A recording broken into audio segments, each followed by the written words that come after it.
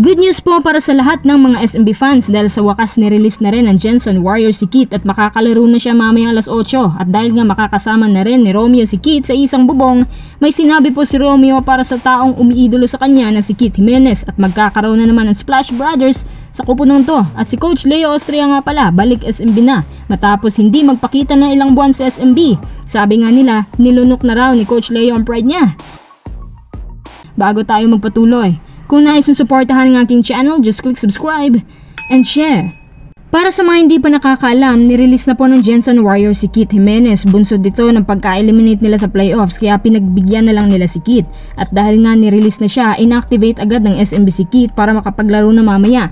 Alam niyo ba mga kuys na sa lahat ng na-draft sa SMB, si Kit talagang gusto nilang subukan.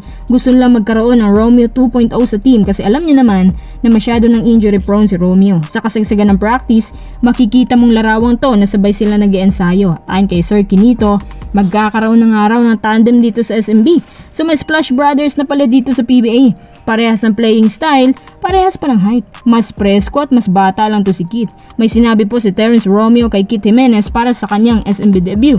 Sabi niya, focus lang siya sa kanyang game at itaas niya ang kanyang kumpiyansa. Pasok man yan o hindi, basta tira ka lang. Pakita mo na kahit may kaliitan, hindi ka nila kayang bantayan kasi si Kit mga kuys napakabilis niyan.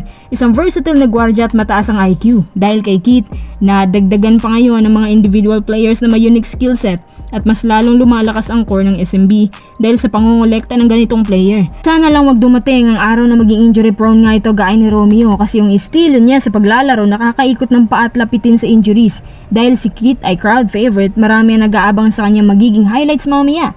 Sana lang din mabigyan siya ng sapat na playing time para naman ma-showcase niya yung kanyang mala Romeo na abilities. To be honest, hindi muna ako nag-expect ng sobrang laki kay Kit, lalo na nakikita ko na puro pressure yung kanyang pagiging SMB guard kasi nga maraming nagsasabi na susunod to kay Romeo. Kaya yung alam mo na dapat mala Romeo din yung kanya ipapakitang stats. Malalaman natin yan mamaya kung ano talaga yung mga abilities na kaya pang hasain ng SMB. Syempre, alam mo naman sa PBA, maraming PBA guards na napakagaling din magbantay ng mga pesky guards na gaya ni Romeo. Ibang liga na tong PBA, hindi to MPBL. Ma-testing nga itong si Kit Jimenez kung talaga bang unstoppable siya pati sa Pro League. May iba kasi diba na magaling lang sa ibang liga pero pagdating sa PBA, nangangapa.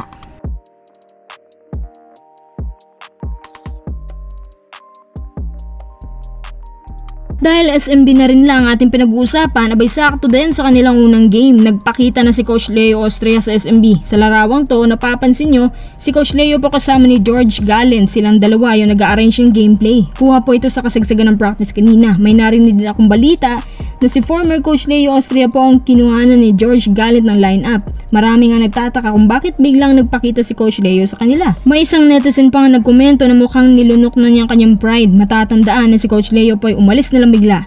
Kumbaga nag-sabbatical leave siya. Nung pinalitan siya ni George Gallen, nagustuhan naman ito ng management, kaya pinalitan na lang talaga nila si Coach Leo. Kahit hindi man sabihin ni Coach, alam kong sumama talagang loob ni Coach Leo doon. Ang ginawa ng management, siya po ay ginawang consultant.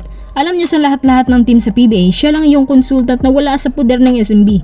Ngayon, nang bumalik na siya, marami din na naghahangad na sana sa isa pang pagkakataon na bumalik daw si Coach Leo Austria para bumuo ulit ng Death 5. Ang tanong, posible pa bang magkaroon ng Death 5? Hindi ako sigurado pero para sa akin imposible na. Bakit?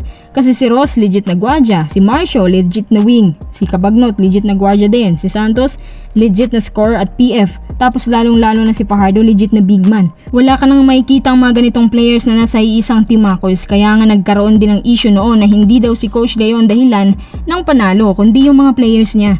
Nung nabuwag na ito, hindi na sila nagkampiyon maliban nung dumating si Romeo. Pero after nun, wala na.